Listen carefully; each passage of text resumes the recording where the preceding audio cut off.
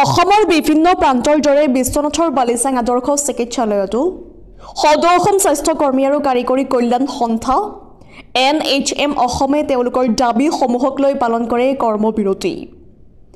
NHM কৰ্মীসকলে নিজ কৰ্মস্থলীতে প্ৰতিবাদ মুখৰ হৈ পৰে। আমাৰ দাবী মানিবই লাগিব, আমাৰ চাকৰি নিয়মীয়াকৰণ কৰক, সমকামৰ সমদৰমহা প্ৰদান কৰক, ঠিকা ভিত্তিত কৰ্মচাৰীসকলৰ পেঞ্চন ব্যৱস্থাকৰণ কৰক, সপ্তম দৰমহা আয়োগৰ অধীনত দৰমহা প্ৰদান কৰক ইত্যাদি দাবীৰে মুখৰ হৈ পৰে চিকিৎসালয়খনৰ চৌহদ। চৰকাৰখনে দাবী পূৰণ নকৰিলে অনিৰ্দিষ্ট কাললৈ কৰ্মবিৰতি পালন কৰা হ'ব বুলি হুংকাৰ দিয়ে ৰাষ্ট্ৰীয় স্বাস্থ্য অভিযান অসমৰ অধীনত ঠিকাভিত্তিত NHM কৰ্মচাৰীসকলে।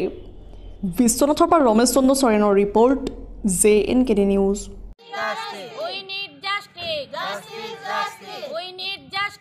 কৰ্মবিৰতিৰ মাজতে জৰুৰীকালীন অৱস্থাত ৰোগী এগৰাকী যদি আহে তেতিয়া আপোনালোকৰ ভূমিকা কি হ'ব? আমি তেওঁক শুশ্ৰূষা কৰিম, তেওঁক ট্ৰিটমেণ্ট দিম, কাৰণ আমাক এইটো ওপৰৰ পৰা অৰ্ডাৰ দিছে আৰু মানুহ হিচাপে আমি এইখিনি কৰণীয় কৰিমেই।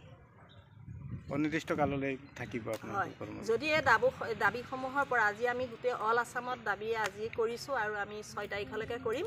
তাত যদি চৰকাৰে একো মাত নিদিয়ে, চৰকাৰৰ পৰা আমি একো য়েছ ন' কিবা উত্তৰ নাপাওঁ, তেতিয়াহ'লে আমি অনিৰ্দিষ্ট কাললৈকে আমাৰ ধৰ্মঘট চলি থাকিব। আমি ইয়াতকৈ জংগী আন্দোলন কৰিম বুলি চব প্ৰতিজ্ঞাবদ্ধ হৈছোঁ।